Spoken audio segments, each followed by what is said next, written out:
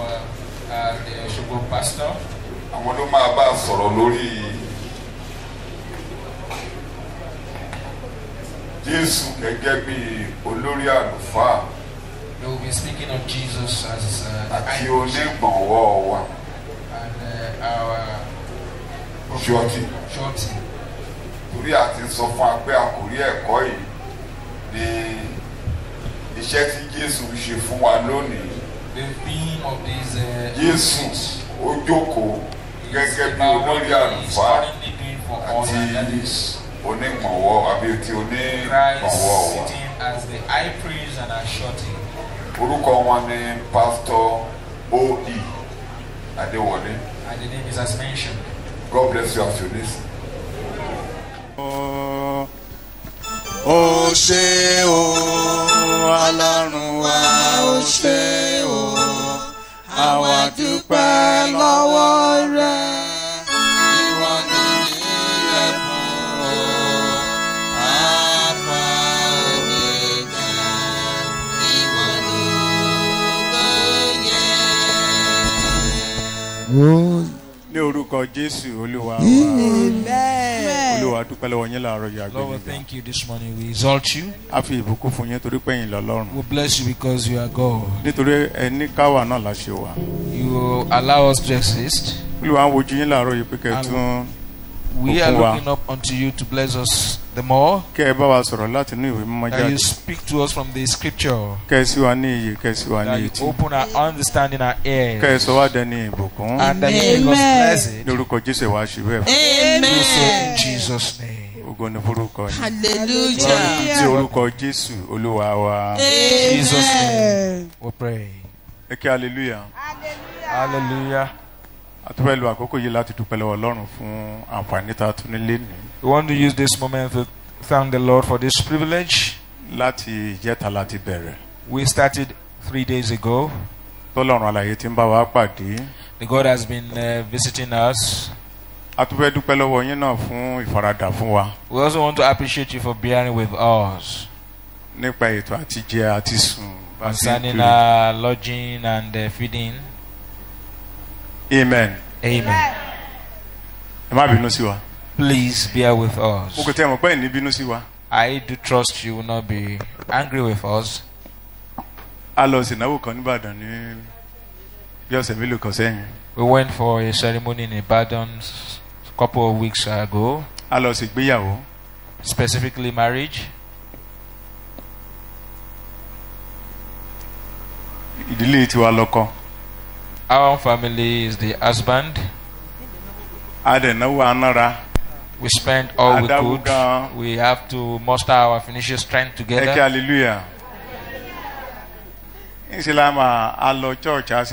So we went to the church and we did all. Now it come to food time. The all was bigger than the church here, and it was packed full.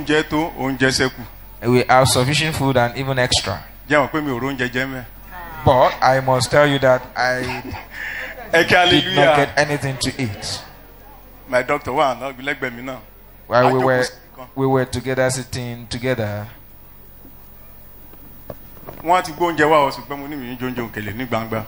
They brought food actually, but I refuse swallows in the public. I said I prefer rice.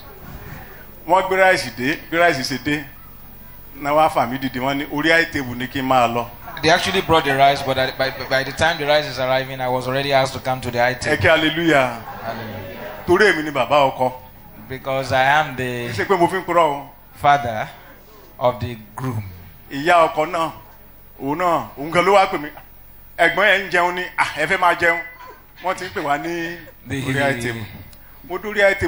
mother was like, hey, you have to come to the high table quickly, but we get there, no food.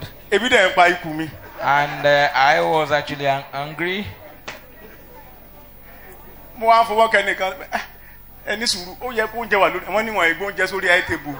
touched somebody that, you should bring food to this high table for us to eat, but I was told no way.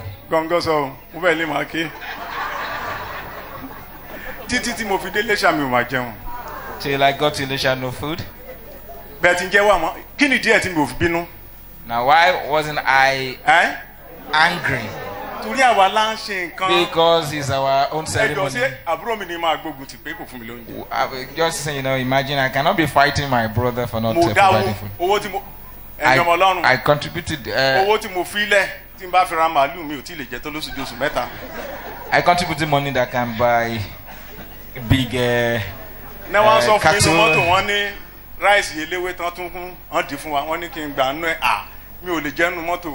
They packaged rice for me again and said I should eat in the vehicle. I said no, I was not going to eat in the car. So I got to Elisha before I eat.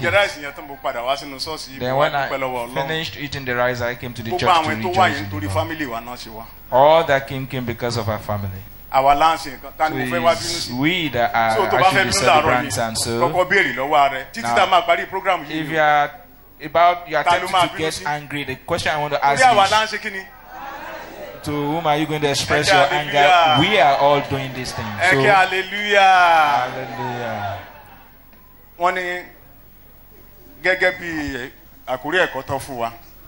This is the topic given to us. Jesus is our high priest and a shorty at the same time, or what we can call a guarantor. The first day we were taught Jesus Christ as our Savior. The next Jesus our righteousness, and then Jesus our mediator.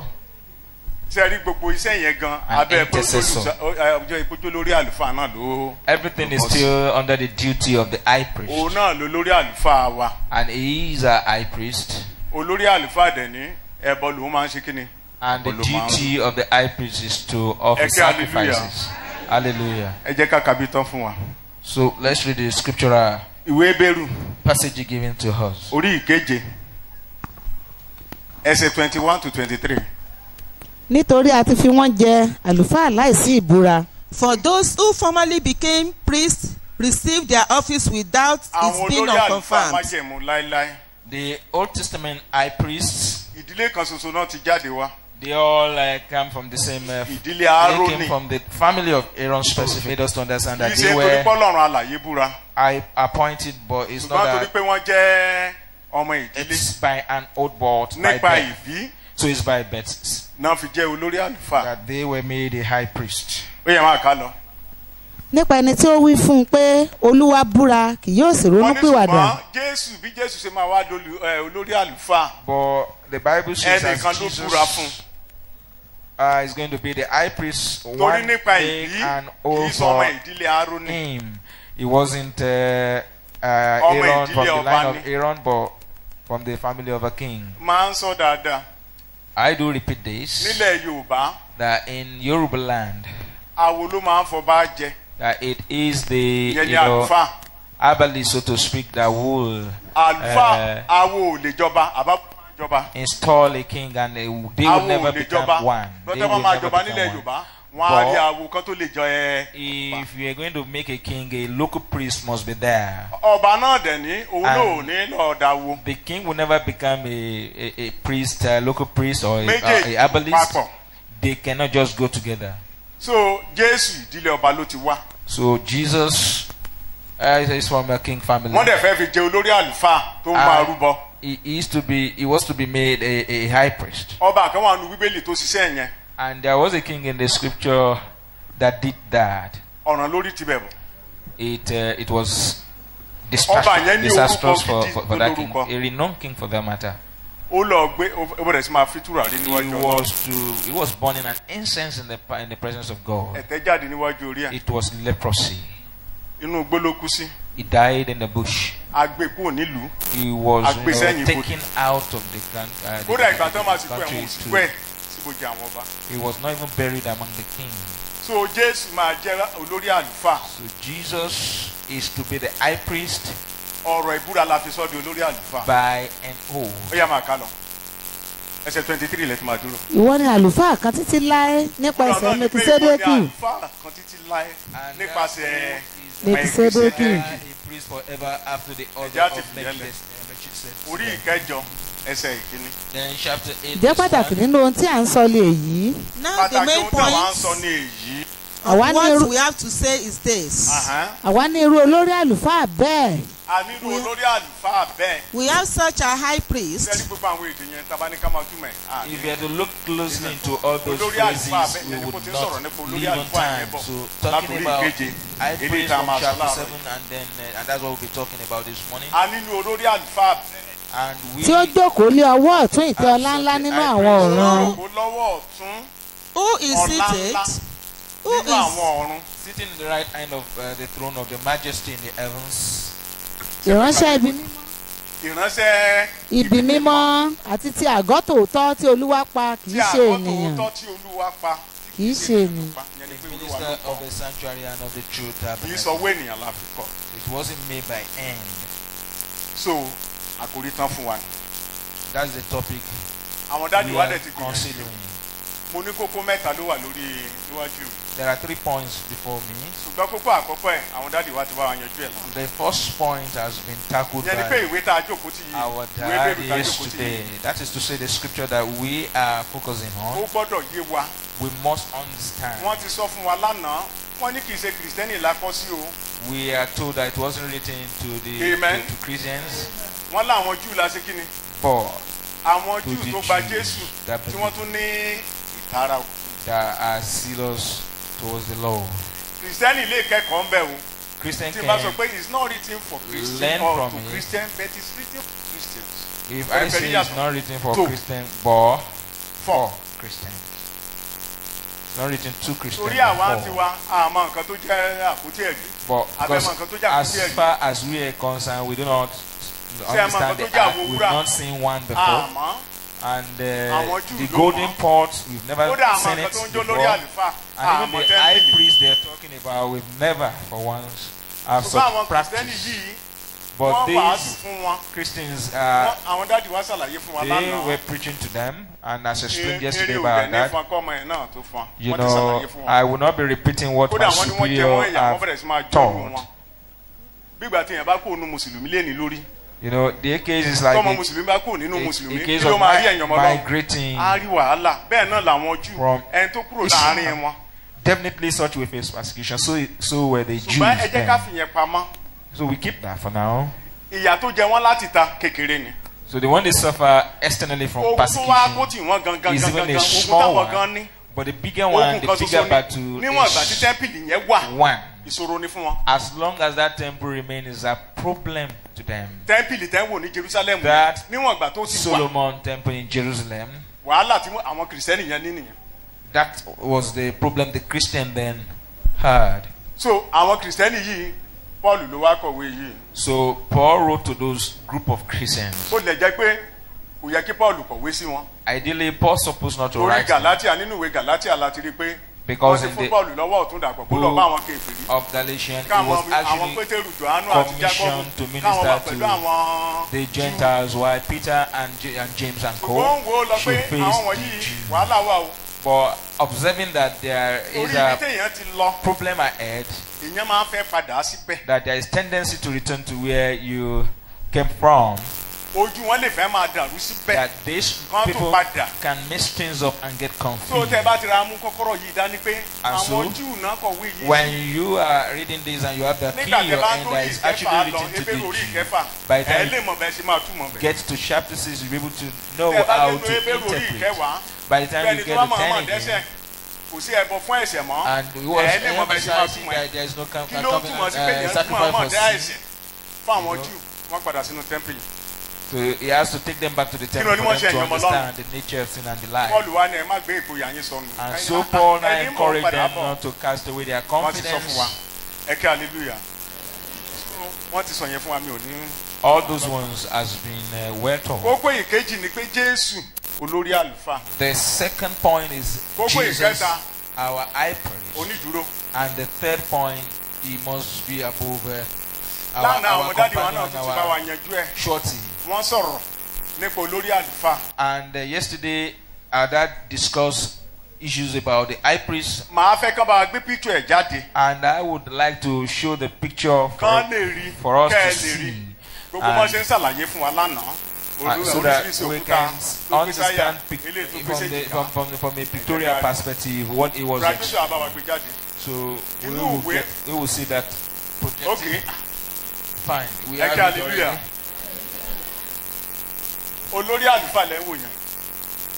So that's the high priest there.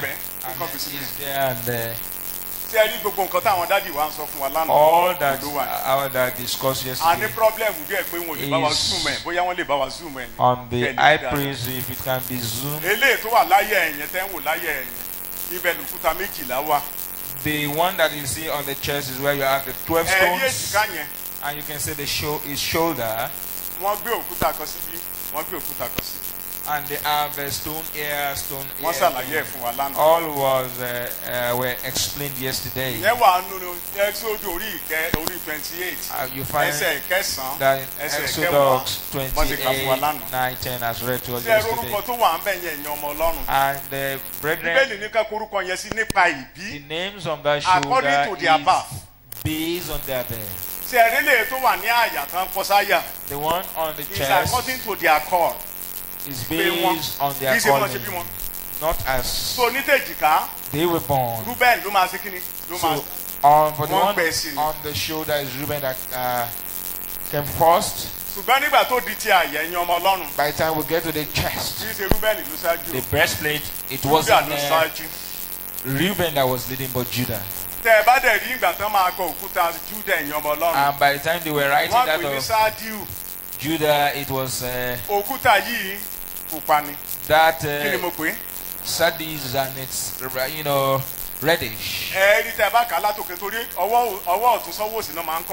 The way they write is from the right to the left, not like ours from left to right. Now let's see the demonstration over there on the screen. That's Judah at that point, and then it goes down.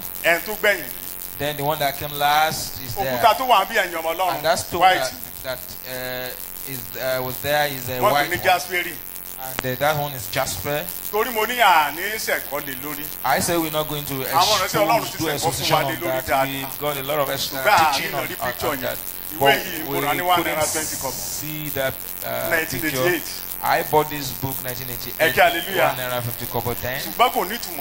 But then I didn't quite understand what is there until about 3 years that I understand, and it's not the one. If we had to explain lot of teachings on this, Jesus only 3 days to sort out our salvation. This one has been well taught in this church for those who have been regular with us. I've got 3 key days and and the summary of his life while on earth is in Acts. Verse 38, that Jesus of Nazareth, that has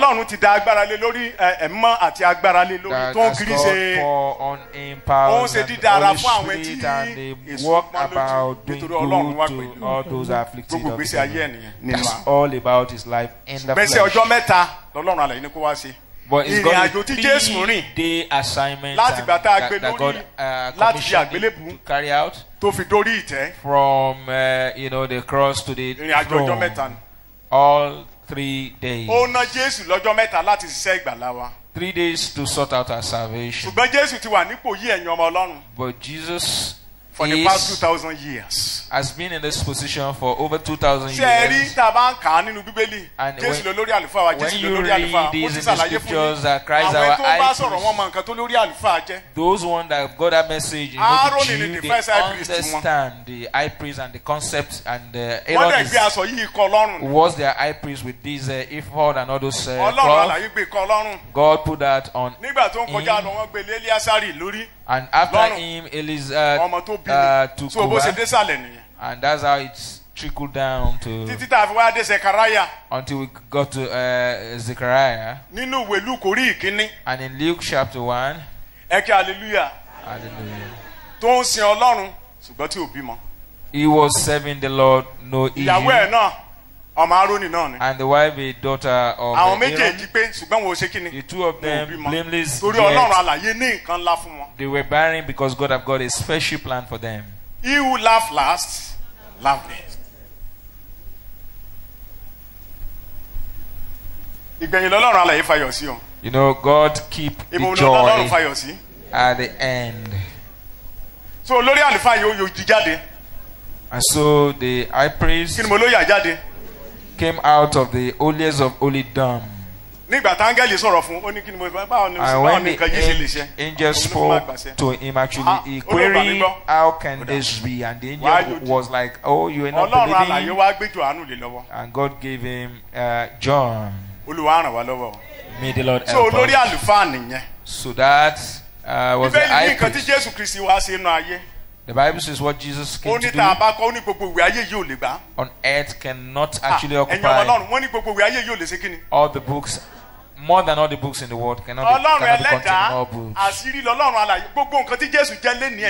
All that Jesus is today and will be in eternity is all in this cloth. Everything is in the cloth.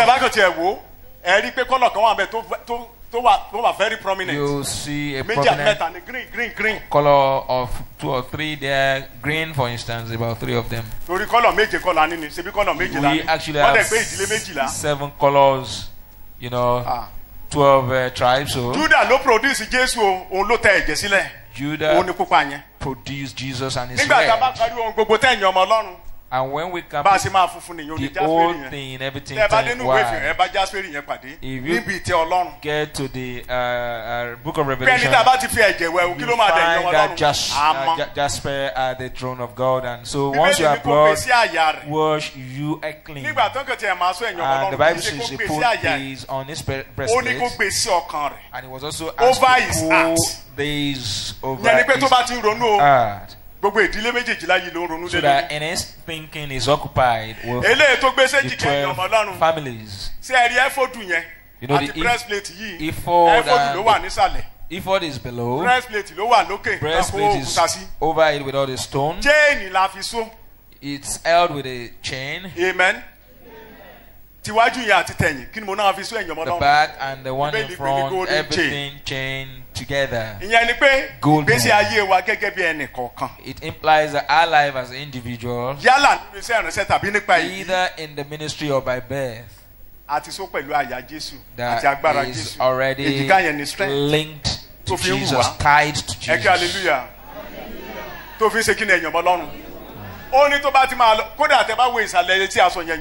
If you look at the base of the clock, there are bells. Bells are there. And they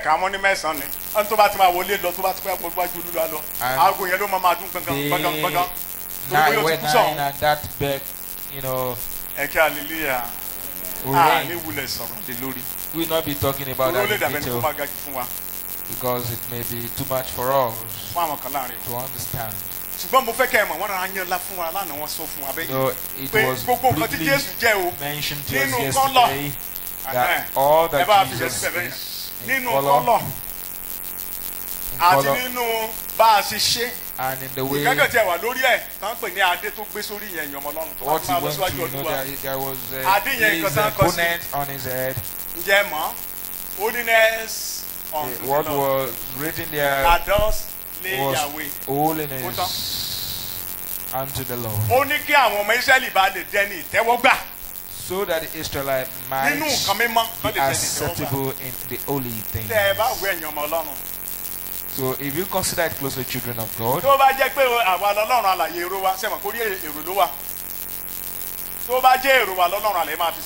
if God is to judge us based on our thoughts, or even in the ministry, is all about that we may be acceptable. Aren't you seeing somebody, you know, singing and committing fornication? And a man of God rebuked a woman one time in Nigeria because she always comes late to the church. And by the time she's entering the church, she will come with a mini skirt and with a shoe that will call for attention. And when she's at the front, she'll open her leg for before the pastor, and the pastor will be instructing. You know, if it were to go by the thoughts of the pastor, you know, a problem for the man. I'm challenging you in the ministry. If we are to consider the kind of writing and the like, so if we are to take away all that Jesus have done, then we are as a firewood. When you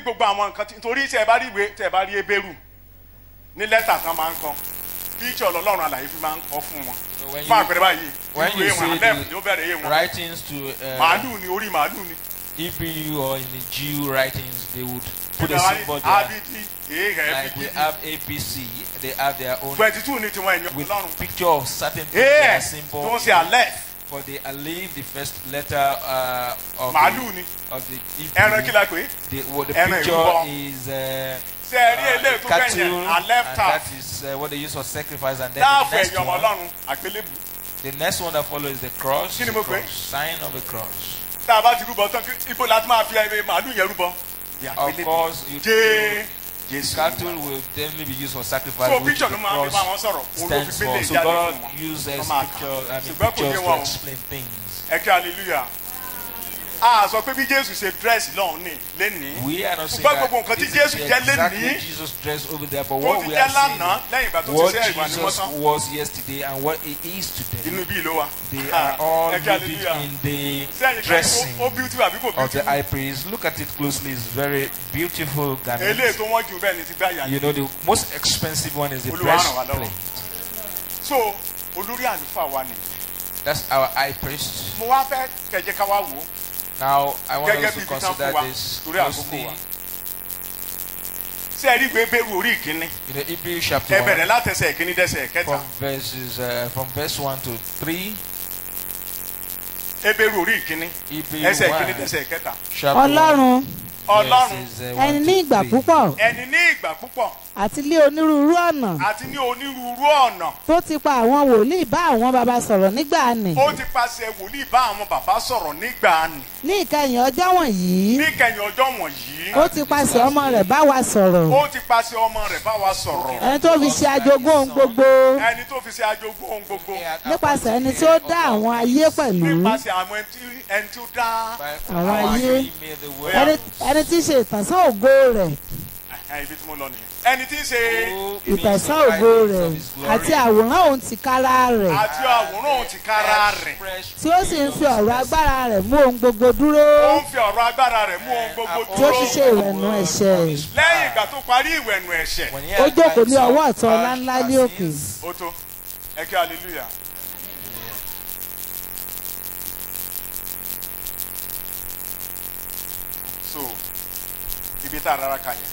Where we just read is about this one is about the ark. That was projected within. You know, the brightness of his glory. That is gold within. Please, can you project the ark? Look at that ark of covenant. That's the rod with which it's carried and not cattle. Gold over there, gold outside and within both. Hallelujah. Gold within. You know the top where you have the cherubim. Let me just demonstrate and point. Amen. Amen. All this is what we call the mercy seat, and we've got the two cherubim there facing each other but looking downward. Where they are looking, focusing on is where the blood is sprinkled. The first time we had the cherubim, it was with Saul. It was about Saul that even he tried to come to the presence of God is going to be asked. The border is what we call crown. You know, it owes everything. It's like, it's called crown. And that top, or you know, the lead of the ark is what we call the mercy seat, and then the wood below that look like a box. That's where you have the table and the Aaron rod that bodied, and then the golden pot containing manna. Once, if any by mistake you open that thing, God will fight that person, because what is inside the ark, the box, is what makes God upset God, you know. When they tried, they made one mistake about 3,000. That was when they were given that table or stone. And God says, I don't want to see that stone again. Keep it in the box. And what is on the table is the Ten Commandments. God was not saying put mercy on it, so that mercy rules over. If the blood is not there, the cherubim will. Because in between the cherubim, that's where God sits and they monitor and supervise the righteousness of God. The Bible says the brightness of His glory. So it's gold without.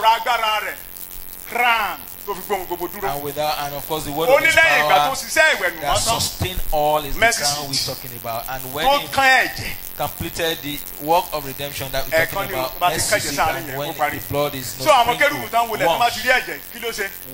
cherubim see the blood, no fight again. Hallelujah. You know, the wood uses acacia, or what they call shittim wood, that is so hard and cannot be destroyed by termites.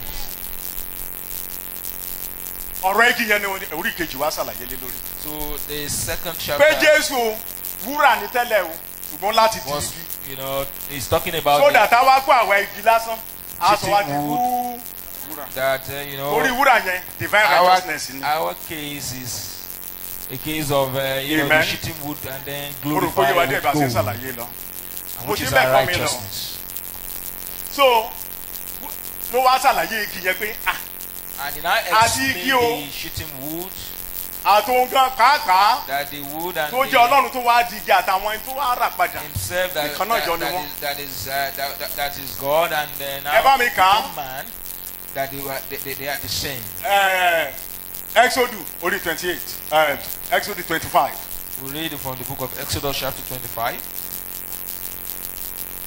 Let's say 18. From verse 18 to 22. Ìwọ sì ṣe kérúbù wúrà méjì. Ìwọ yóò ṣe kérúbù wúrà méjì. Ní iṣẹ́ lílu. Ní iṣẹ́ lílu. Iṣẹ́ lílu tí mo pè ní ibi àánú yẹn èèyàn ọmọ Ọlọ́run. Wúrà kan sá, ìṣù wúrà kan ni.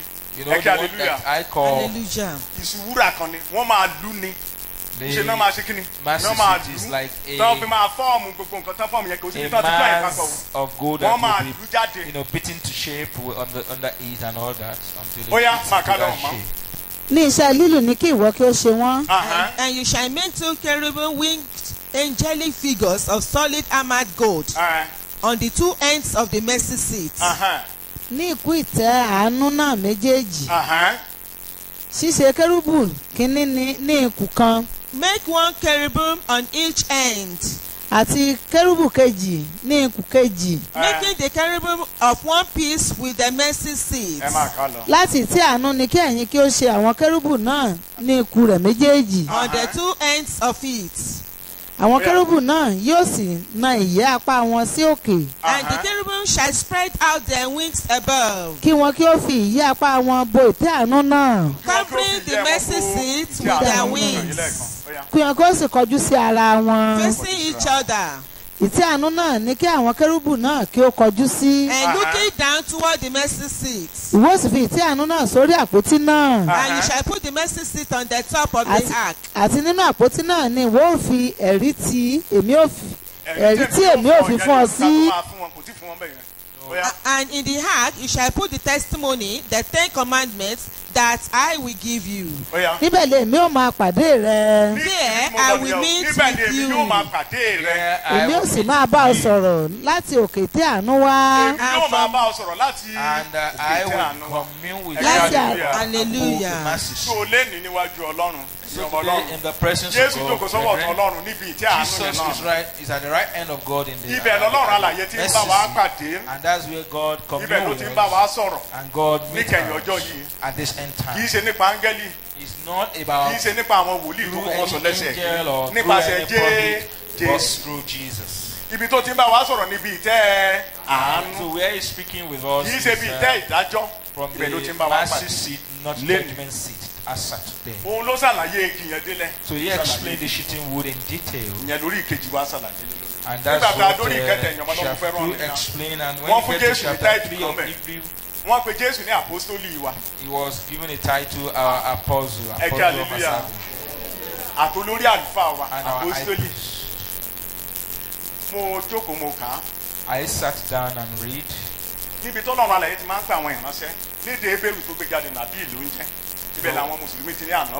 Amen. In Hebrew language is called Nabim, and that's close to the town of the Old Testament. Islam, the Muslims, the Arabians. Amen. Tani mo pe wòlíì Àhíjà tójú ẹ ti fọ́ tíyàwó Jéhù wá First King chapter 4 14 chapter 6 verse 6 nìyẹn. First King 4 nation was made of one. Tó fẹ́ wá béèrè kan lọ́wọ́ ẹ̀. Ẹni tó dẹ̀ wá bá ní ó dàbí ẹni kó fọ́ kó dẹ̀ ṣe kí ni kò fọ́jú ẹ kí hallelujah. Nǹkan táwọn èèyàn pé Jésù ní gbòòrò ní ẹ̀yàn Ọlọ́run pé Jésù ò rí ó dẹ̀ wọ́n máa ń débẹ̀ gan láàrin ìjọ. You know, people classify Jesus nígbà tá a bá bọ́lọ́run rìn lọ Jésù ò rí mi nínú wàhálà mi does not see. Jésù ò létí láti gbọ́ ariwo. We often argue in our thought that Jesus is not actually seeing what I'm passing through and I have to find a way out on my own, an alternative. Ó ní Madam Jeroboam, mo ní iṣẹ́ wúwo fún ọ. The prophet said, Jeroboam's wife, Mrs. Jeroboam, iṣẹ́ wúwo ni Jésù gbé wá. Heavy tidings for you.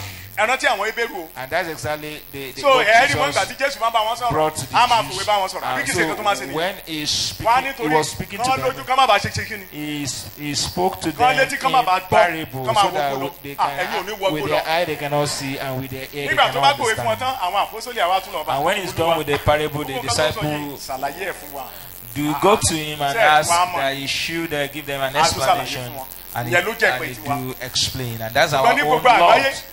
But to the world, God, Jesus speaks to them in parable. And while he was before Herod, he refused to speak. He wanted to hear something from him, but he didn't utter a word. You know, when Jesus was before the high priest, he asked him, are you the son of God? He said, well, I've said it. You said it.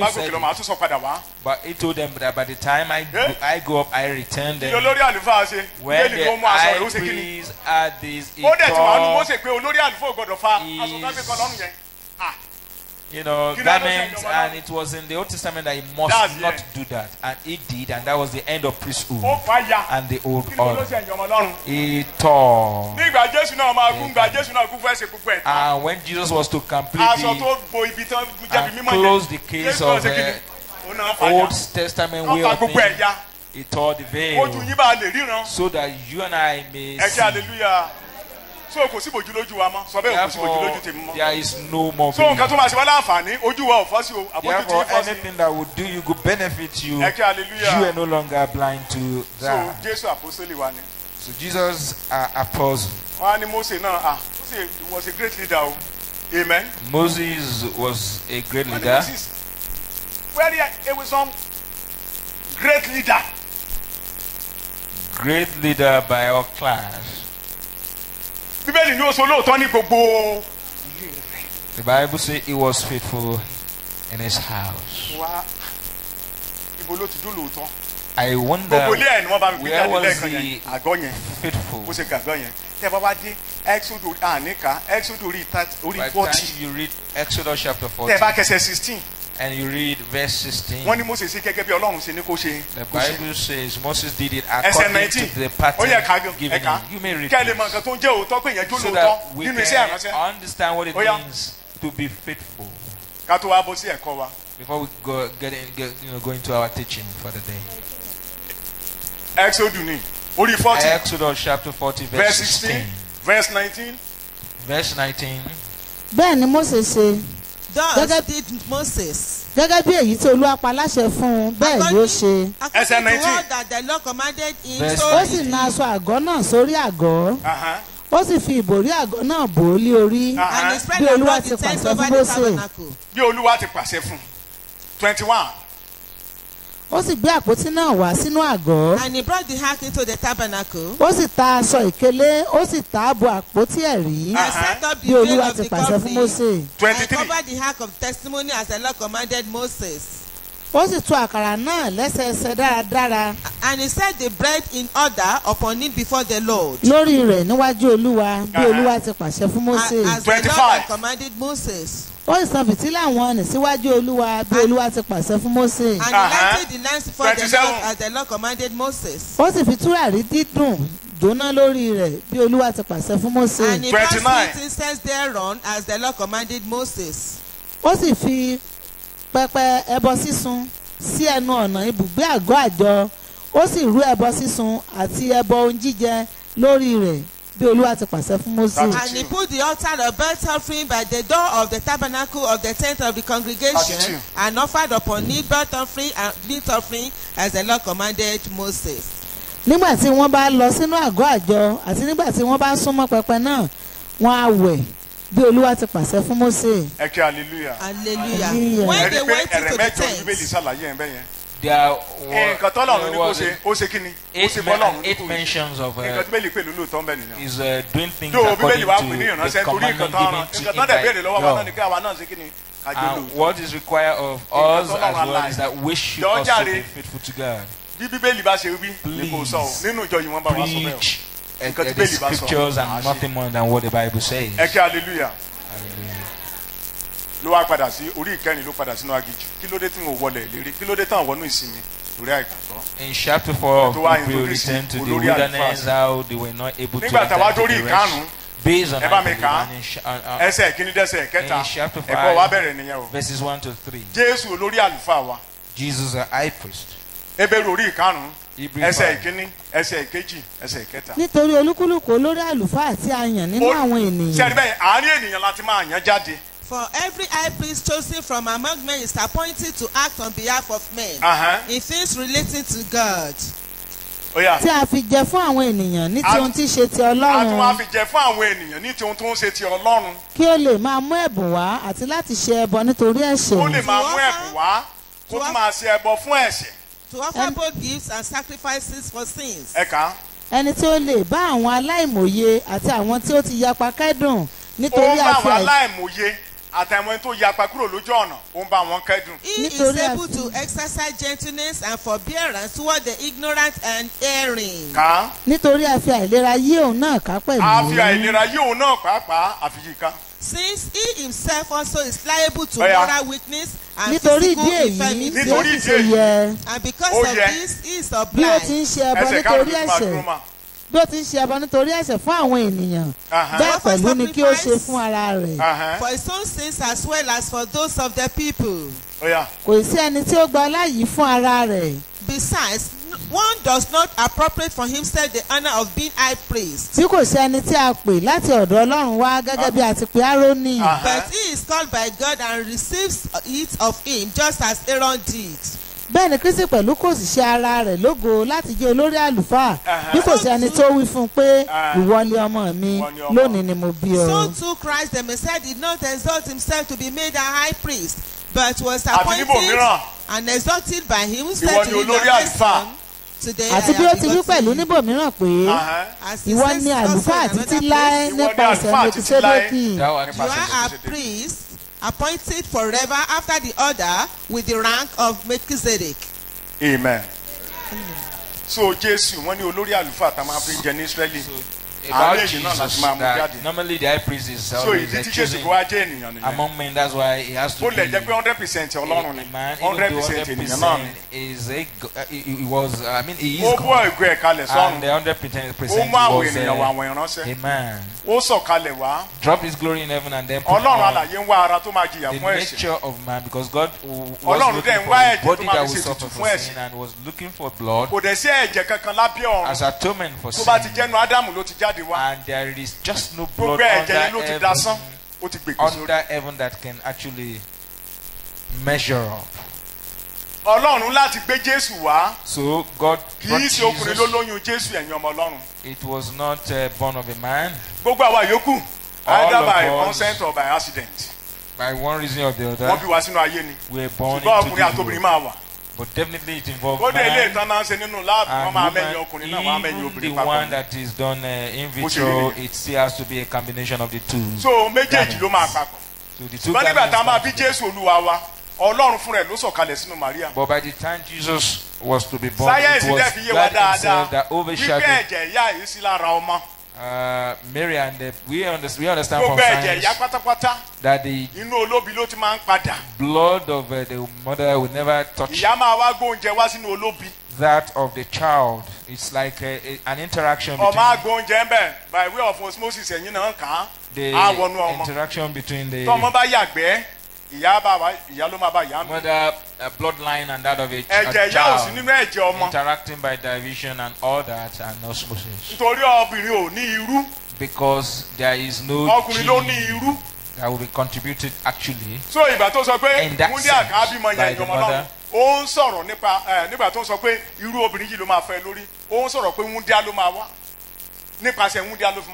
So that's why the Bible emphasizes that Christ was going to come from through a virgin.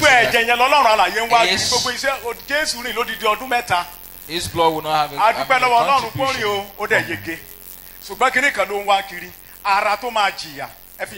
Now there is something God is after, and that is the body that will suffer.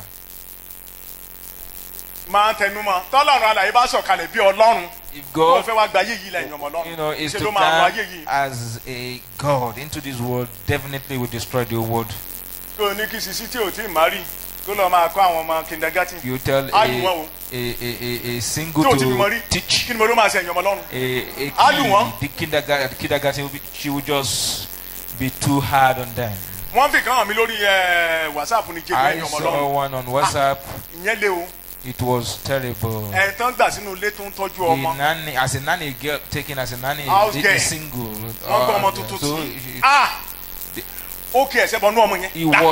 She was practically boxing the baby. She used the nappy to hold the child, and the child cried and cried. You know, it would. No, there was definitely a spirit on air, but if that one should have our own baby, she would never make that mistake. So if God is to come as God on the earth, you know, for instance, look at the fornication that people go out there and do. You know, time and again. When Israel did in a party, 24,000 died in a day. Talking about today, killing people has never killed 24,000 at least in a day. But God did in one day. Because of teaching. It was just the teaching of Balaam that caused the problem. So God is not going to come as God, but rather put on the nature of man. Put up a body because he's looking for a body that will suffer. And then it needs a perfect blood for, you know, full redemption. Because without the shedding of blood, no remission of sin. So in the Old Testament, you come with a goat, material for sacrifices, and God said, I load all this. I do not drink blood or whatever. So they were covering up all this blood.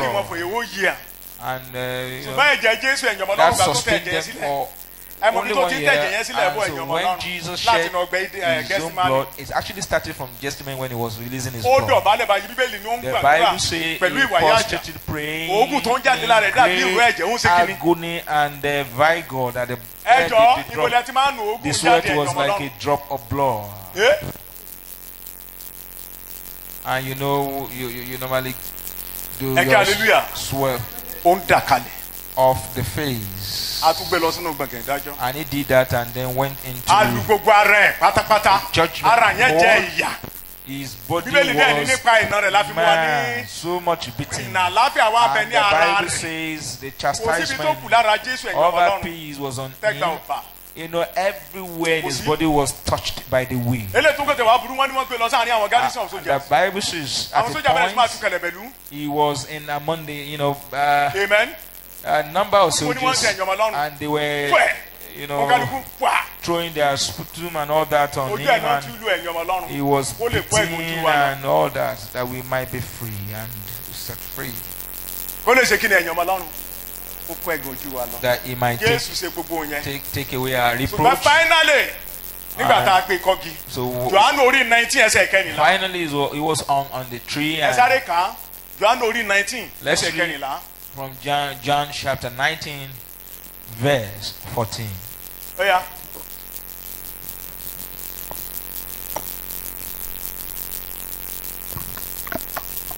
Oh, ẹsẹ̀ 34, sorry. Ẹsẹ̀ 34 mo pẹ́ sọ. John 19. Ṣùgbọ́n ọ̀kan nínú àwọn ọmọ ogun náà fi ọ̀kọ̀ gún ní ẹ̀gbẹ́. Ọ̀kan nínú àwọn ọmọ ogun náà fi ọ̀kọ̀ gún ní ẹ̀gbẹ́. Lójú kan náà ẹ̀jẹ̀ àti omi sì tú jáde. Lójú kan náà ẹ̀jẹ̀ àti omi ṣe kí ni ẹ̀yàn ọmọ lọ́rùn. Wọ́n dá ihò sí ní ara. Kí ni mo ní wọ́n ṣe ẹ̀yàn ọmọ lọ́rùn? They created a hole in his body. Mo ti ṣàlàyé díẹ̀ bí wọ́n I've dá ihò sí lára. explained that one once. Kàtà dá ihò sí lára tẹ̀ ẹ̀yàn ọmọ lọ́rùn. You know, they pierce his side and then release his spirit. Ó dẹ ẹ̀jẹ̀ kalẹ̀. Ọlọ́run àlàyé wọ́n ti ṣàlàyé ẹ̀ fún wa. Ó gbé ẹ̀jẹ̀ yẹn. And he took that blood to the presence of God.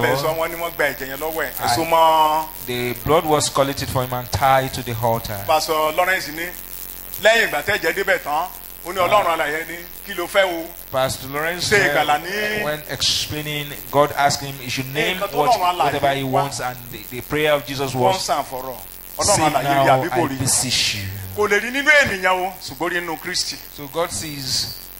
So àárín ènìyàn láti mú Jésù jáde. Christ, so that was why he was chosen. Àwa fi jẹ fún ènìyàn. So iṣẹ́ ìránṣẹ́ tí Jésù ń ṣe lọ́wọ́ ọ̀tún lénìí. So what Ọlọ́run ló ń ṣiṣẹ́ ìránṣẹ́ fún o.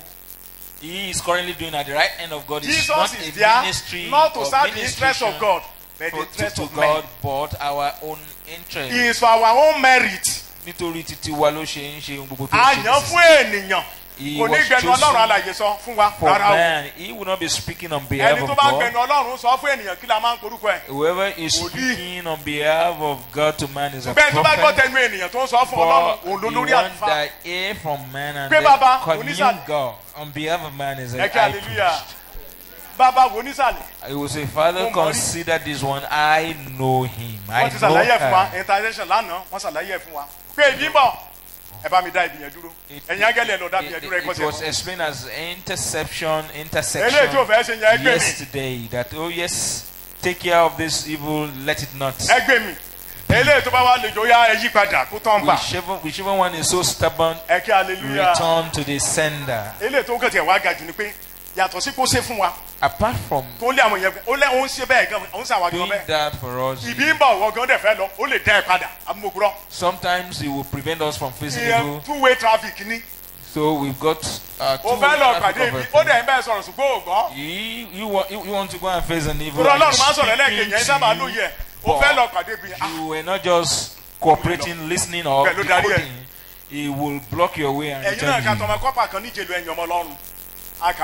We read of a couple. Amen. Was driving to Lagos. He joined a vehicle to Lagos from Abuja. So because the vehicle delayed, he left the car, and by the time he returned back to his seat, his bag has been moved and his seat has been changed. He was furious. I want to sit by the side of this and that. I want to sit to enjoy the sightseeing. So he was furious.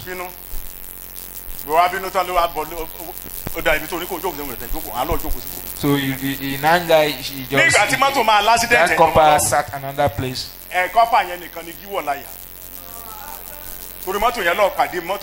When the vehicle eventually got Amen. You know, is the person that sat in his seat that had the problem when the accident eventually happened. So that's the high priest in action.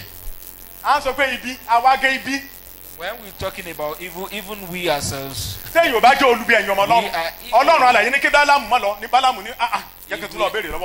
instance of Balaam when God told him not to go, but he still went. Many a times we also do that as Christians. He went again and was asking God questions. God was not going to speak again. What God did was to intersect the earth. You know, God is so good because he sees the future. So Jesus is at the right hand of God. No man can ever get there. In fact, at a time Job cried out that he wished he had somebody that can be by the side of God to plead his case. You know, I cannot just imagine how you can advocate for yourself before a judge. They will ask you to look for a lawyer. And a human rights lawyer will rise to your case to speak on your behalf. The whole thing for you and for Jesus Christ, he doesn't have to get any information. He knows you inside out and he will defend you, because the Bible says he was tempted in all ways, just as I said, without sin. He knew, he knows everything you're thinking about at the moment. Will advocate for you. And for all. Not saying that Jesus is on a vigil every day. He's done that. Once. You come appear in the presence of God for us. What the Bible is saying is that at the end time, he has appeared once before God for all.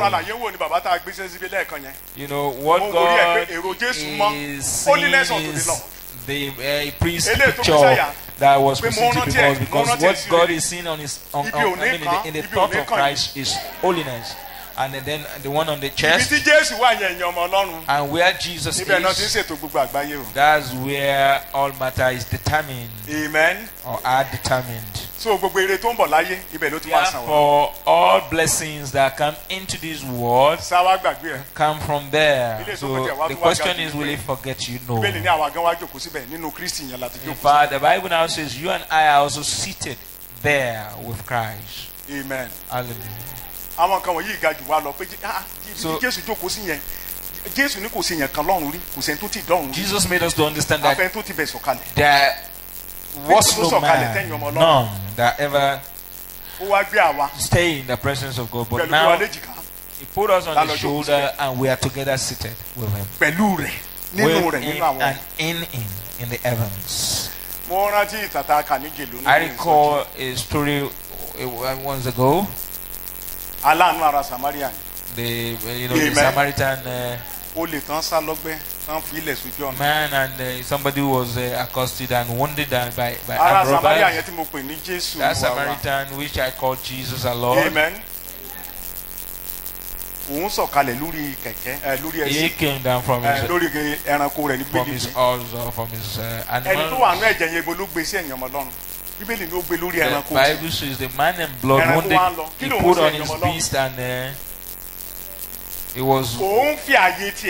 he gave him his own place. He was actually supposed to, that wounded man supposed to be walking on the ground, but he was put on the earth.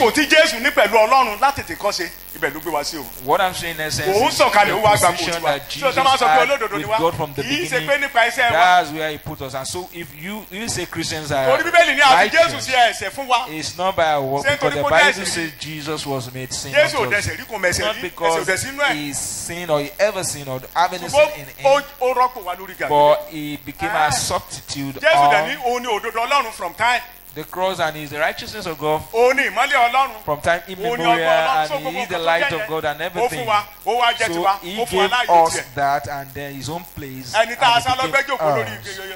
And so the one wounded was now sitting on the beams, and the one taking him to the hospital walking on bare leg. That's the exact position where we have now. The question is, are you seeing yourself that way? If you say it, then you are what you say you have. What God is seeing now is Jesus. If you should see yours. No. It's not that God has changed his thinking about sin, but it's the blood. Because the Bible says he is the same yesterday, today, and forever. If you take away blood from it, it's going to be a catastrophe. Because the implication of blood is that somebody's life is gone for it. So standing for us. So, so we are there in his head. He's not sleeping or forgetful about his heart. I was thinking that the Bible will say over his chest or breast, but the Bible is saying over his heart.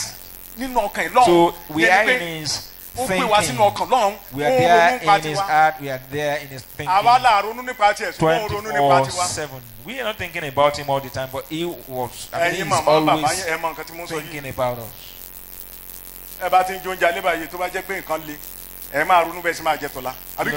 You parent, for instance, when things are a bit difficult, while you are eating you are thinking of dinner. I mean, when you are eating dinner, you are thinking of what you will eat for breakfast. But the children are not bothered. It's your own business. And that's exactly what Jesus is saying, that he is not going to leave us alone as an orphan, that we are not orphans. It is not none of your business to be worried about tomorrow. Leave that in the end of Jesus. Otherwise, you worthy of discipline in it. If you are anxious, and if I must say that we don't even understand or know what exactly the best we need. If God put packages, beautiful packages down, and asks us to choose, what I'm saying is, you're not going to choose the one that will benefit you most because you will use your faculty. But God is not going to use his own faculty. He would use his heart. Hallelujah. So, that's Jesus. So,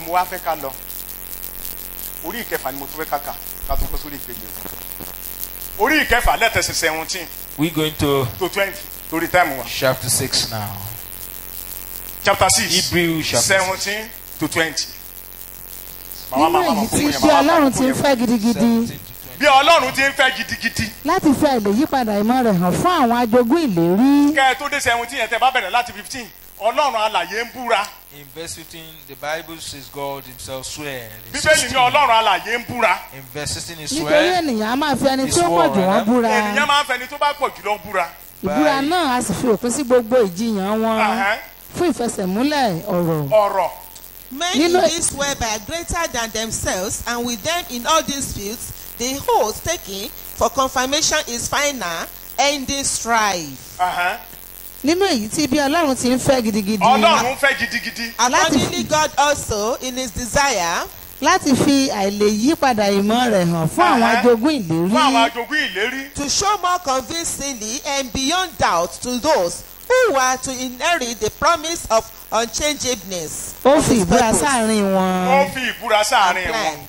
Pé nípa ohun àìlèyípadà méjì. Nípa ohun àìlèyípadà méjì. Nínú èyí tí kò lè ṣeé ṣe fún Ọlọ́run láti ṣèké. Nínú èyí tí ò ṣeé ṣe fún Ọlọ́run láti ṣèké. Kí àwa tí ó ti sá sábẹ́ ààbò lè ní ìṣírí tí ó dájú. Àwa tó ti ṣe kí ni? Tó ti sá sábẹ́ ààbò. Àwa tó ti lọ sábẹ́ ààbò, tó rìn lọ sábẹ́ ààbò. This was so. Tó sá sí abẹ́ ààbò.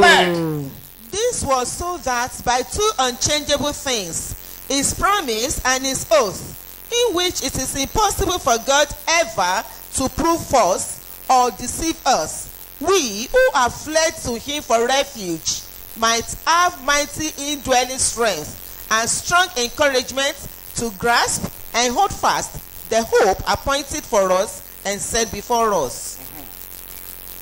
Amen. Amen. Amen. Ṣé àwọn pé mo ṣàlàyé lẹ́ẹ̀kan mo láwọn Hébérù ló ń bá sọ. I explained the other time that it's written to the Hebrew. àti rí Jésù gẹ́gẹ́ bí ènìyàn tá a mú jáde. And Tó fún wa láàyè ẹ̀ báyìí. Jesus as the Ó gba one àyè chosen, tiwa. Ó wà níwájú Ọlọ́run. giving us his own position and take our position. Níwà tó ti wà níwájú Ọlọ́run, Ọlọ́run àlàyé ń And wò. right there before God, and God is looking at him, Ẹ̀jẹ̀ rẹ̀ ń sọ̀rọ̀ níwájú and his Ọlọ́run. blood speaks before Ohun rere God, ló dẹ̀ ń sọ nípa and is tiwa. speaking good things about us. Ó wá ní o, Ọlọ́run alàyè máa búra fún Ábúráhámù. And Ẹ̀jẹ̀ fún Ábúráhámù lẹ̀. God, the Bible says that God is going to swear Ó for nítorí àwọn ajogún ìlérí ló ṣe ń búra yẹn. Abraham, but that God is actually swearing because of the Ẹ jọ̀ọ́, The ó ní heir. láàrin ènìyàn méjì. promise Kí la fi máa ń fìdí òtítọ́ múlẹ̀? that by two Nípa ìbúra, bó tilẹ̀ jẹ́ pé ìgbà immutable míì gan ìbúra. things, Ìbúra èké ni. if two people were to establish Ṣùgbọ́n it's a anything, serious offence lábẹ́ òfin. contract, you Tó have bá búra witnesses sábà yìí and tó all bá that. lọ kúrọ́ ní court. But Kí then náà korúkọ ẹ̀yin ọmọ Ọlọ́run? it's an offense under law for you to, swear Àwa máa ń búra forceful. torí pé a mọ̀ dáadáa pé àwa tá ń sọ̀rọ̀ gan mọ̀ pé irọ́ ni mo fẹ́ pa. But we do know that people Àwọn that ẹ̀dá still sọ̀rọ̀ swear, fún náà, despite the law, kọ́sà lè it's gbárò wá all gbọ́. about lie, and Wà wá fi búra tì í. they swear only not Ṣùgbọ́n to Ọlọ́run do ò it. ní ìlò àti búra. But God did not need to swear by any Níbi means. àwa gbọ́ pé ó búra. But we were told here that Ìdí tó dẹ̀ fi búra ni pé kọ́kàn wa lè balẹ̀. he actually swore so that we can rest assured in Àwa what tá a he's ti saying. sáwá sọ́dọ̀ ẹ̀ ibẹ̀ láti wá So pé all of us that run to him for refuge, we can láti wá then, pé ní ibi ìsádi we call that place a tàbí place bí ààbò. of refuge. Eléyìí tá ń pè ní city of refuge. Àwọn ọmọ Ísírẹ́lì In mọ̀. the Old Testament, they call it city Ẹ of kí refuge. hallelujah. Torí iná máa sá lọ bẹ̀ àbí kìí ṣe iná máa sá lọ bẹ̀. Mo sì máa fún wa ní àwọn pọ́ìntì máa kà fún wa. I'm going to give you those points. Ṣùgbọ́n mo dá kalẹ̀ báyìí màá máa pọ́ìntì ẹ̀ jáde màá kàn ká ẹ̀ẹ́dẹ́gbẹ̀rún. I will just read out the points, Not the but important thing, I'm giving an overview of everything Amen. Kí ni mo now. ní ká kọ́kọ́ ṣe ẹ̀yàn ọmọ Ọlọ́run? I want you to understand first. Nínú májẹ̀mú láíláí, In the Old particularly nínú Joshua orí ogún. Testament, specifically the book of Ẹ bá mi Joshua, kà á. I want you to read Joshua orí ogún. Joshua chapter Látẹsẹ̀ 20 ìkíní títí dẹ́sẹ̀ ogún. from verse Ah, 1 to Dẹ́sẹ̀ kẹjọ kò tí ní 8. dẹ́sẹ̀ ogún. 1 to 8. olúwa sì sọ fún Jóṣúà pé And the Lord spoke to Joshua, saying, wí fún àwọn ọmọ Ísírẹ́lì pé Speak to the sons of Israel. ẹ yan ìlú ààbò fún ara yín Ẹ̀yẹ ìlú ààbò fún ara yín tí mo ti sọ fún yín láti ọwọ́ Mósè wá tí a ti sọ fún yín látọ̀dọ̀ Mósè wá. Of which I spoke to you through Moses.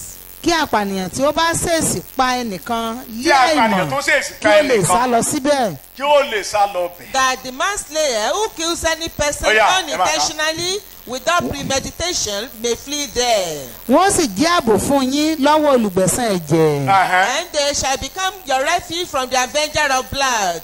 òun ó sì sá lọ sí ọ̀kan nínú ìlú wọn nì Kí ni ló máa ṣe ẹ̀yìn ọmọ Ọlọ́run? á sá lọ sí ọ̀kan nínú ìlú wọn nì Ọ̀yá. He yóò shall sì flee to dúró- one of these cities. yóò sì dúró lé ẹnu ọ̀nà ibodè ìlú náà I shall stand at the entrance of the gate of the city. yóò sì rò ẹjọ́ rẹ̀ lé etí àwọn àgbà ìlú náà And state his case in the hearing Wọ́n sì of the gbà- elders of that city. wọ́n sì gbà á sọ́dọ̀ sínú ìlú náà Wọ́n á gbà sọ́dọ̀ sínú And ìlú they náà. shall take him into the city to them, wọ́n sì fún ní ibì kan kí ó lè máa bá wọn gbé and give him a place so that he may dwell among them. bí olùgbẹ̀san ẹ̀jẹ̀ bá lépa rẹ̀ Now, if the avenger of blood pursues him, ǹjẹ́ kí wọn kí wọ́n má ṣe fi apànìyàn náà lé e lọ́wọ́ then they shall not deliver the manslayer into his hand, nítorí tí ó pa aládùúgbò rẹ̀ lé àìmọ̀ tí kò sì kórìíra rẹ̀ because Tẹ́lẹ̀ he wí. struck his neighbor without premeditation and did not hate him beforehand.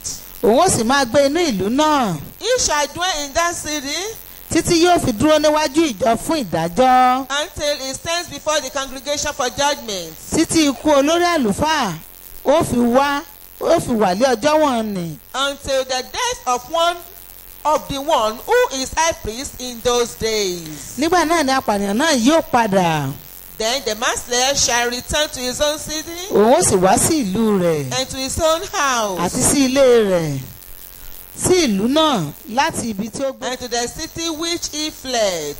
wọ́n sì yan Kédésì ní Gálílì ní ilẹ̀ òkè Náftálì. So they set apart Kadesh in Galilee in the high country of Naphtali, àti Sékémù ní ilẹ̀ òkè Éfrémù and Shechem in the city country of Ephraim, àti Kiriati Gabat tí í ṣe Hebroni ní ilẹ̀ òkè Júdà and Kiriath-Ba that is Hebron, in the hill country of Judah. àti ní ìhà kejì Jọ́dánì lẹ́bàá Jẹ́ríkò ní ìlà oòrùn. Beyond the Jordan east of Jericho. Wọ́n yan Bésérì lé aginjù ní pẹ̀tẹ́lẹ̀ nínú ẹ̀yà Rúbẹ́nì. They designated Bezer in the wilderness of the plain from the tribe of Reuben. Àti Rámọ́tù ní Gileadi nínú ẹ̀yà Gáàdì. And Ramoth in Gilead from the tribe of Gad. Hallelujah. Sleeping. Amen. Amen. Amen. One thing is important in all that was read just now. He was the high priest. He was the high priest when that person sinned. You know, they are free by the two sides of Jordan. It's not that he's going to enter a run in a hole, but he's going to run into the city.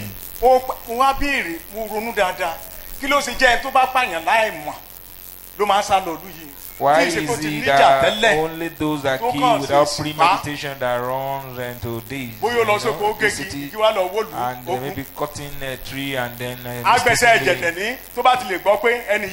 once the avenger of blood know that person is going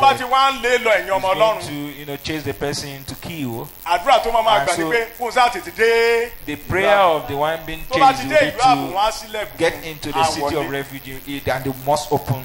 And once he's in, the avenger of blood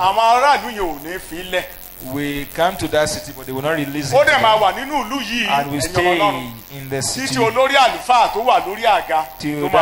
city high priest die. And if the high priest is 70 and they spend only 2 years, making 72, so it's going to spend 2 good years. After that, it will be brought to the judge who will listen to him before they can restore him to his life. The point is, why is he about somebody who killed another? You know, all sins that people coming from Adam, somebody must die.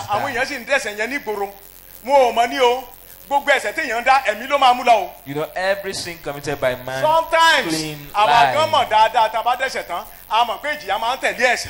We all know that there is judgment after sin. Sometimes we want to pay the price and the guilt and all that. And thereafter, hypertension set in, and then a lot of other illnesses. Everyone understands that once there is sin, there must be blood. But in God's own eye, whether small or great sin, it must, before God claimed life. And all the sin committed by sons of man yesterday, today, and tomorrow, all was put on Jesus. And the avenger of blood is Satan. Is the family of the one that was killed. Hallelujah. And whose family is Satan? Is a family, it belongs to the family of God, was created by God.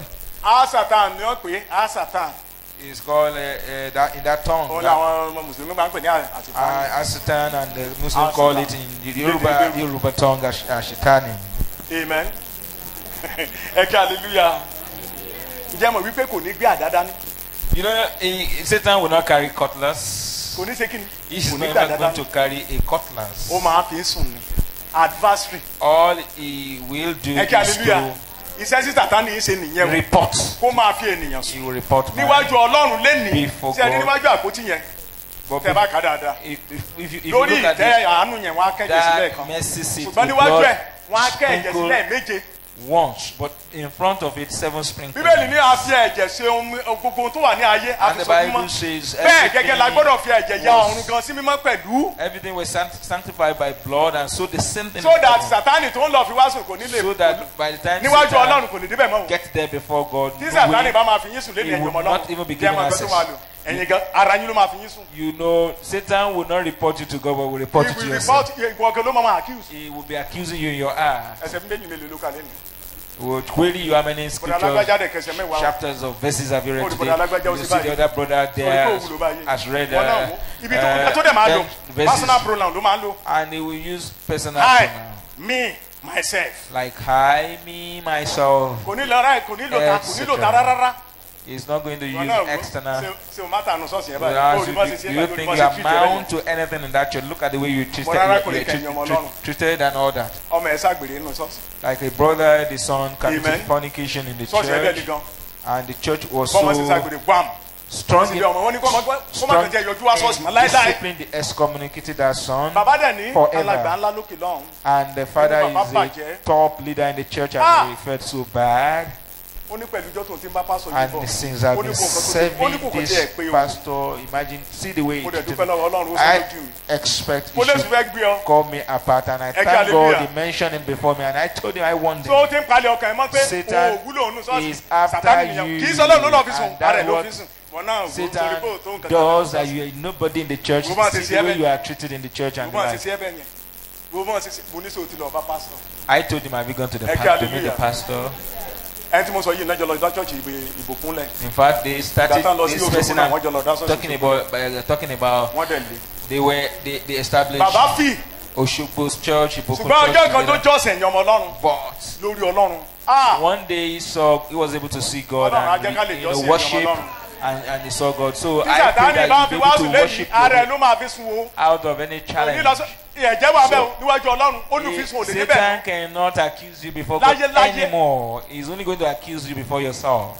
Because no room for him, because blood has been sprinkled 7 times. No, actually, that position is not for Satan, it's actually for God. It's because man sinned and Adam was chased out of God's presence. So what our high priest normally does at such a particular time is to, breathe life into your heart. Amen. Amen.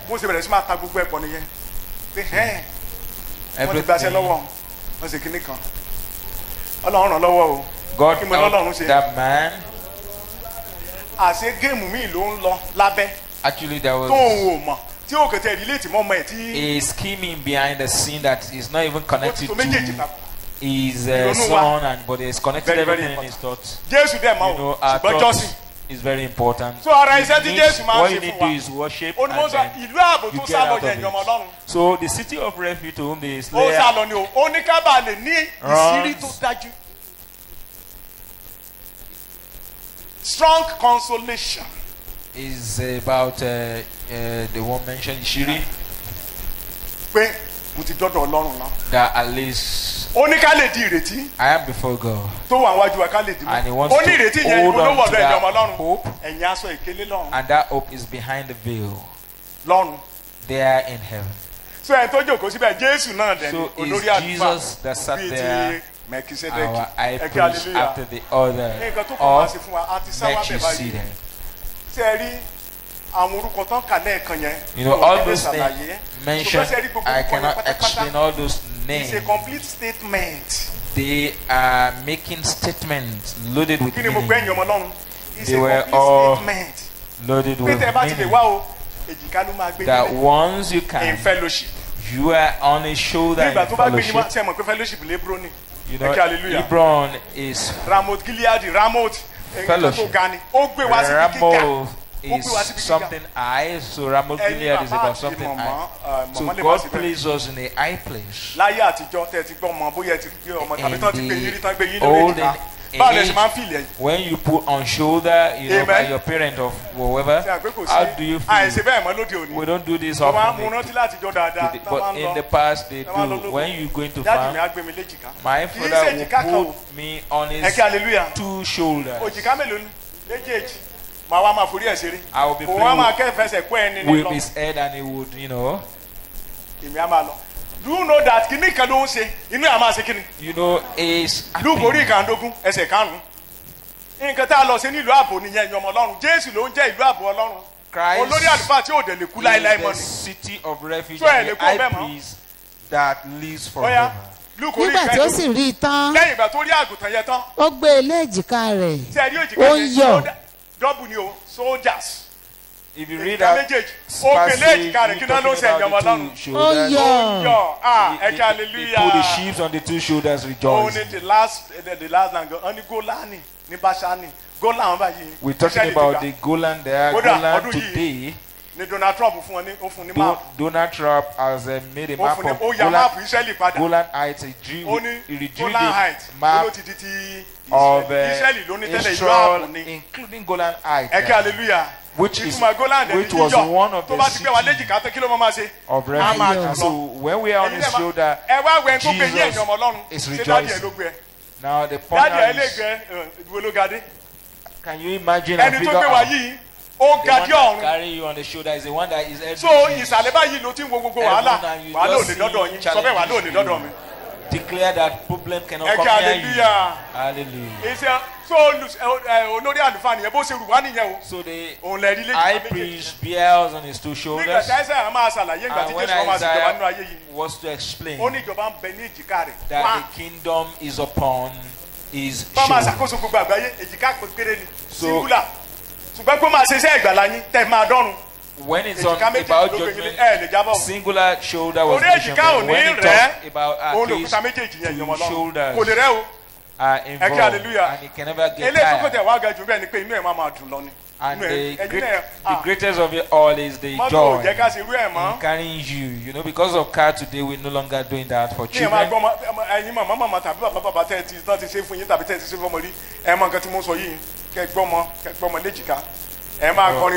those parents here that are carrying their children on the shoulder before you'll be singing and all that as you it's not a body.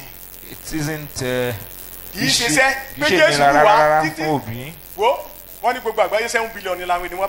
now we are talking about the population of the world is about 7 billion estimated, and if everyone were to be Christian, we carry everybody without burden. You go through fire, no problem. You go through water. Strong consolation. Our strong consolation and city of refuge. Now, in I explain Melchizedek, which we're not going to explain this money. This Melchizedek is never a child of Abraham. Is a rather he was a king. Canaan is one of those cities that Israel must destroy. But they call him a king of Salem, inhabited by the Jebusites. The Jebusites said there, but there was a man. He was called Melchizedek, and the meaning is the king of righteousness, because Sedek means righteous. And a king of peace. Now I ask you, among the kings that we have today, which one of them can declare he is a king of peace? No. That I am a king of peace. Go into his body and his health and assess his health. You know that he's not having peace. He may have amerals or whatever, for instance. The one that calls himself the king of peace is probably on medication, one medication or the other. Sábà àlàáfíà nìyẹn. Can we call that one a king of peace? No. Kò sẹ́ni tó lè gboyè yẹn sórí. No one can bear that title. Bíbélì ní kò ní ìbẹ̀rẹ̀ ọjọ́. The Bible says the man do not add the beginning of the nor the end of Àlùfáà ọ̀gá ògo. and that he remains Tó ń rúbọ sí Ọlọ́run. the high priest of the Most Ọba kí ni mo High. pè é? Kò bá Abraham tán o. A king of the Gentiles, no connection with Abraham. He blessed Abraham because, which means he was higher than Abraham. He blessed him. He pronounced blessing on Abraham. And God's that the kind of priest I am bringing is not the one that will come from Aaron.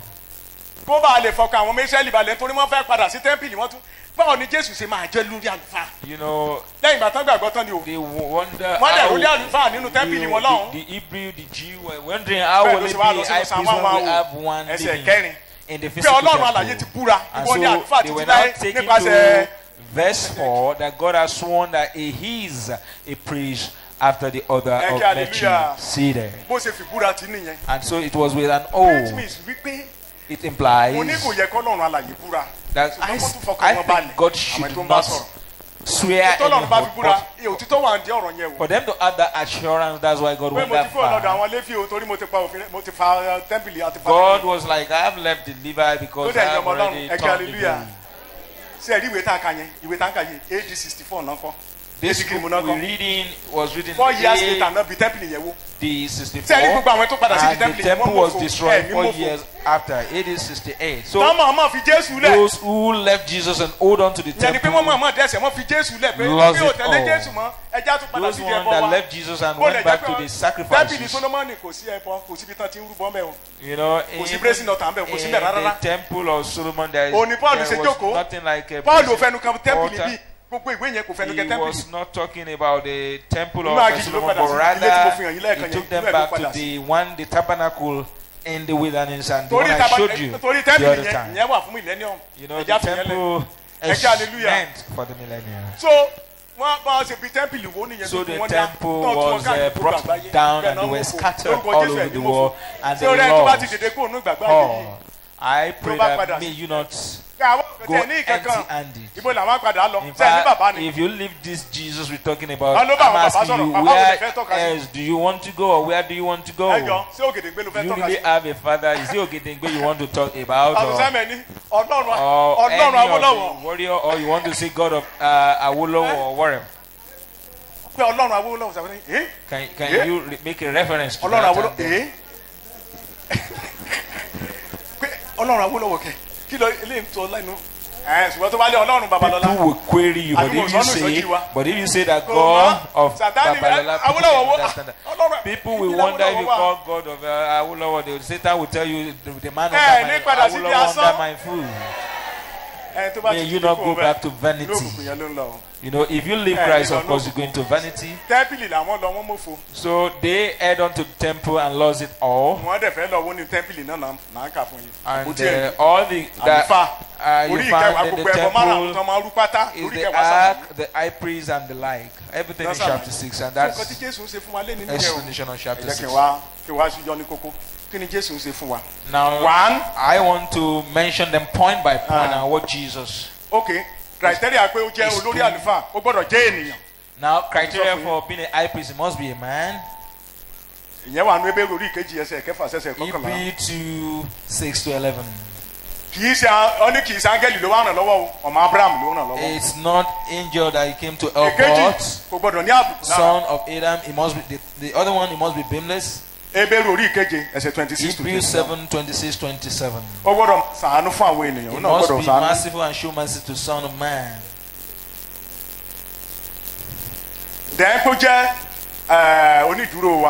He must be a shorty. On the matter of shorty, one, he bears on his shoulder, which I call the city of refuge.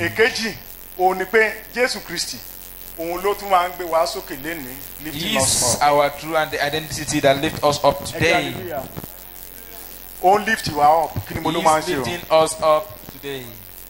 Because we do get tired. Jesus is not going to throw you away. Nìkan númérì orí ìkẹjọ. Númérì orí ìkeje ẹsẹ̀ 89. Number 7. Nínú gbogbo ìrìn àjò àwọn ọmọ Ísírẹ́lì nínú aginjù, ibi kan ṣoṣo tọ́lọ́run alààyè ti bá Mósè sọ̀rọ̀ nínú níbẹ̀ ìtẹ́ àánú nìyẹn. Nǹkan tó dẹ̀ bá wọn sọ orí ìkẹjọ látẹsẹ̀ kejì dẹ́sẹ̀ kejì. Ó ní tó bá ti lọ sí Sítílà. That once you go to the lamb, you raise the wick. Amen. Tó bá ti fẹ́ tán, á gbé òwú yẹn sókè. You raise the wick when you lighten and then you get off the ash. Ó ń sọ̀rọ̀ nípa ìjọ. Jésù wà ní ìjọ lónìí láti máa gbórí wa sókè. The church, God, Christ is meant to Psalm orí ìkẹta ẹsẹ̀ kẹta bá mi kàn. You find that in Psalm chapter 2 verse 3. Psalm 3 verse 3. Òun ló ń gbé wa sókè. Ṣùgbọ́n ìwọ Olúwa lé asà mi. Ògo mi. Ìwọ ni ògo mi. Àti olùgbé orí mi sókè. Olùgbé orí mi sókè. But you, O Lord, are a shield for me, my glory and the lifter of my head. Olúwa ló ń gbórí wá sókè o, olórí àlùfáà nìyẹn o, ó ní tó bá ti lọ. Áárónì á lọ bẹ̀. So it is him that is lifting up our head. That's the as a high priest, the duty of tó bá ti dalẹ̀, so the high priest of old, the Old Testament will raise the wick. So iná wa máa jó ni iná wa ò ní kú lórúkọ Jésù. And so what we say is your light will continue to shine and burn. It will not be put out. O lè má lè gbàwẹ̀ láàrin sometimes you may not o lè má lè dàbí be able to pray or even read the Ọlọ́run àlàyé àtúnṣe ẹ jíjọ́ mi. But somehow God will revive you again. Somebody lifted your life. Ṣé ẹ rí òwú náà máa fi ń tan náà yẹn? You know they use wick to do it. Kí ni mo náà máa fi ń tẹ̀ ẹ̀yàn ọmọ Ọlọ́run? Wọ́n á kàn fòróró sí ni. They will put oil. Òwú yẹn lè mú epo jù tàbí kó ṣubú sínú epo. Wọ́n á fi tọ́ǹgì gbé. You know they use tongue to lift the. Wúrà náà ni wọ́n á fi gbé sókè.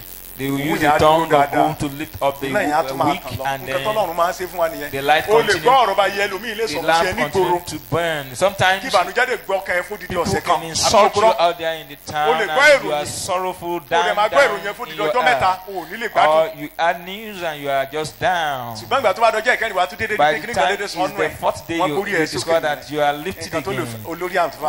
That's exactly what I preached. Hallelujah. Mo ní ọ̀tẹ́ mo ní bí a ṣe rí bí Jésù ṣe rí yẹn lọ́lọ́run àlàyé ṣe ń wò wá. Is our true identity God is seeing you the way Jesus is. Jòhánù kìíní orí ìkẹrin ẹsẹ̀ 17. John chapter 4 verse 17.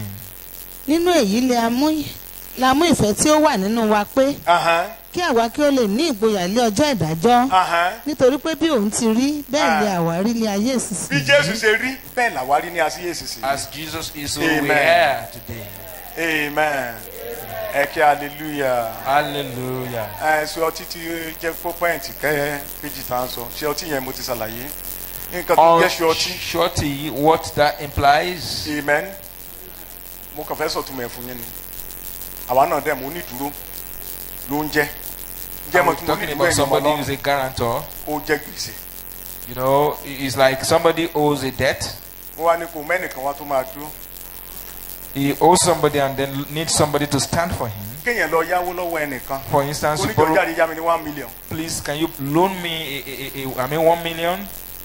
Wọ́n á ní kó lọ́wọ́ mo ní ìdúró wa. And you are asked to bring a guarantor. Ó wá lọ sọ́dọ̀ àwọn ọmọ tán. And you now go to all those touts. Tí sòkòtò ẹ̀ ò dé bí. And sacks. Tán la gbogbo bí. And then you tell them that that's your shorty. Would they release? Will such a person release money? No. Wonder that of all the men in this city, this is the one you could get. Then they will easily summarize him as a tout as well. So that's what shorty implies. In Hebrew language, it's actually a sponsor. I will give you a personal example. I think it was 1988. 1988, the government gave us the loan, collected my certificates, you know. They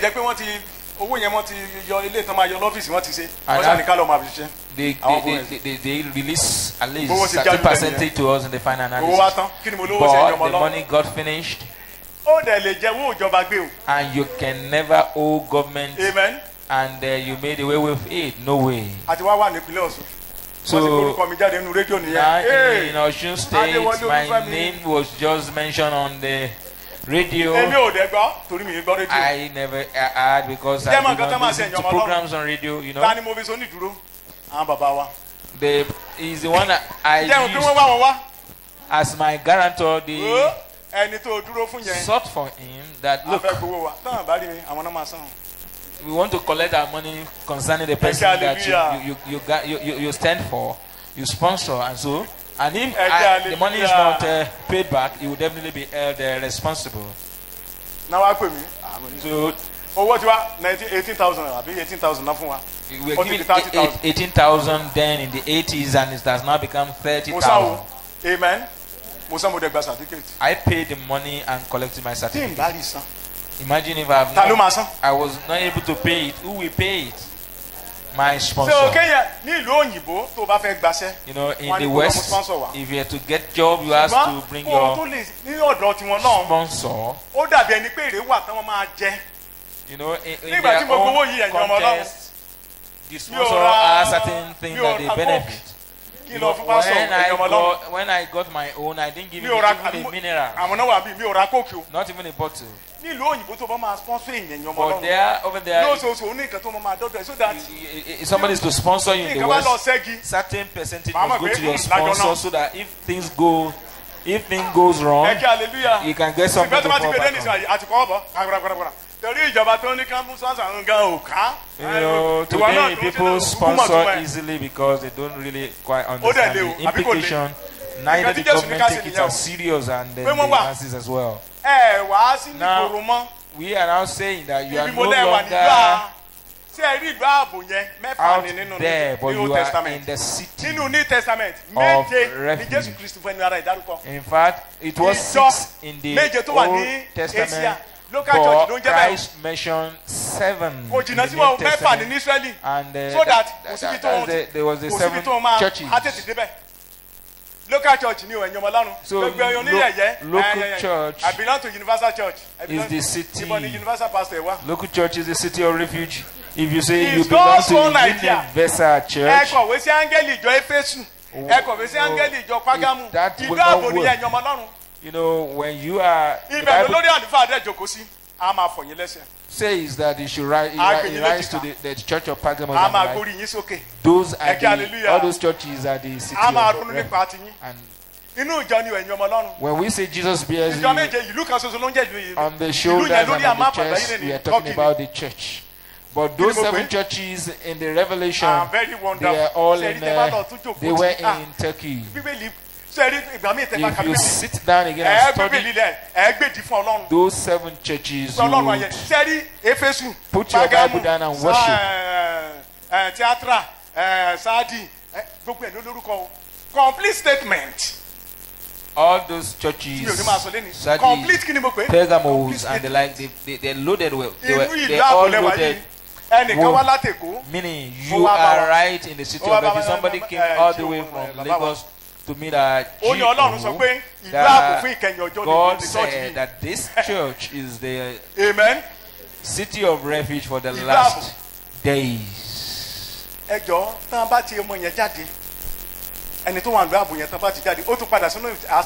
You know, just imagine throwing out somebody in the city of refuge. That person is out and is back to his, you know, back to the mystery. Because the high priest is not for our own. But in our own case, our high priest is there forever. And he will be there till tomorrow. And the day he will be rising from that seat, he is coming to Jesus and then bring us back home.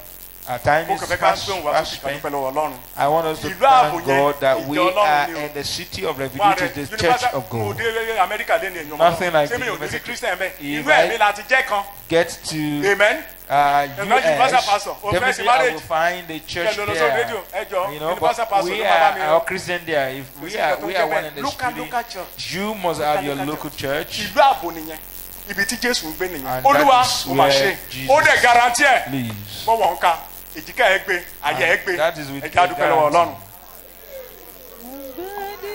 to thank the Lord. Oh. Àdúrà tán fún wa a máa gbà ẹ̀ka àkókò wa ti lọ púpọ̀. Isaiah 46. verse 3 and 4. Gbọ́ ti èmi, ìwọlé Jákọ́bù. Listen to me, says the Lord, O house of Jacob. Àti gbogbo ìyókù ilé Ísírẹ́lì. And all the remnants of the house of Israel. Tí mo ti gbé láti inú wá. You who have been born by me from your birth. Tí mo ti rù láti inú ìyá wá. Carried from the womb. Àní títí dé ogbó èmi náà ni. Even to your old age I am he. Àní títí dé ewu lé èmi ò rù yín. Even to hear white with age will I carry you. Èmi ti ṣe é. I have made. Èmi ò sì gbé. And I will bear. Nítòótọ́ èmi ò rù. Yes, I will carry. Èmi ò sì gbàlà. And will save you. Òtítọ́. Nǹkan tí wọ́n ń kà sí wa pé Jésù ń ṣe fún wa ni.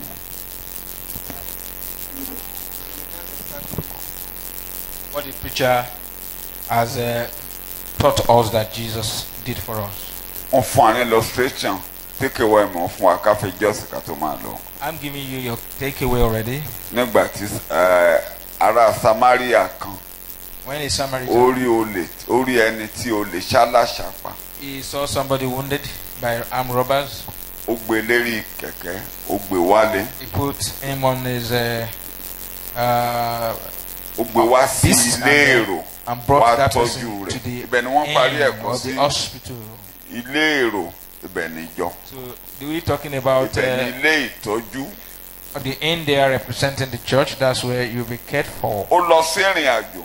And he went on a journey. Ó ní ẹ tọ́jú ẹ̀ dè mí. And he said, ohun tí ẹ bá ná lé lórí òun á san. take care of him, whatever you gbogbo ẹ̀yin alábàáṣiṣẹ́ ohun tí ẹ bá ṣe lórí ọkàn. I will pay. Ìgbà tó lùgbàlà bá dé so yóò san. all savers, whatever you do for souls, when he returns, he will pay.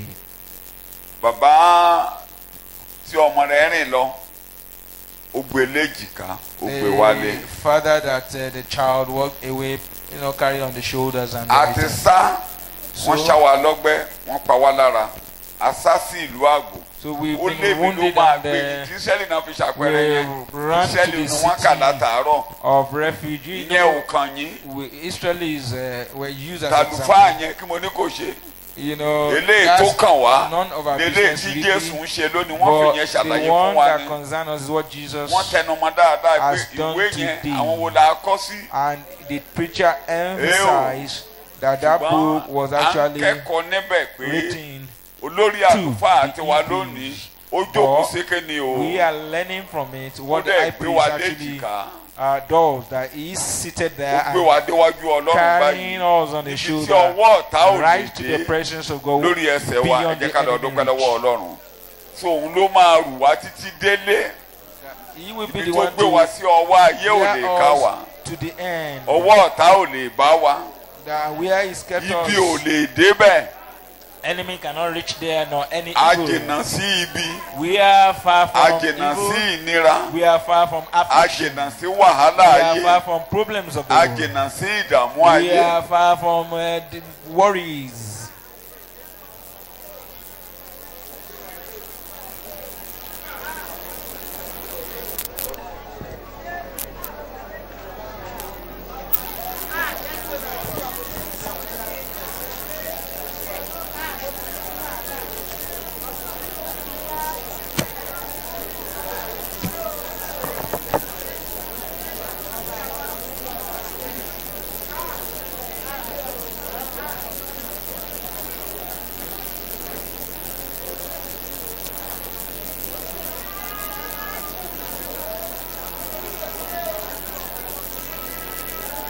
Ní orúkọ Jésù Kristi, Olúwa wa ni a gbàdúrà. In Jesus' name we pray.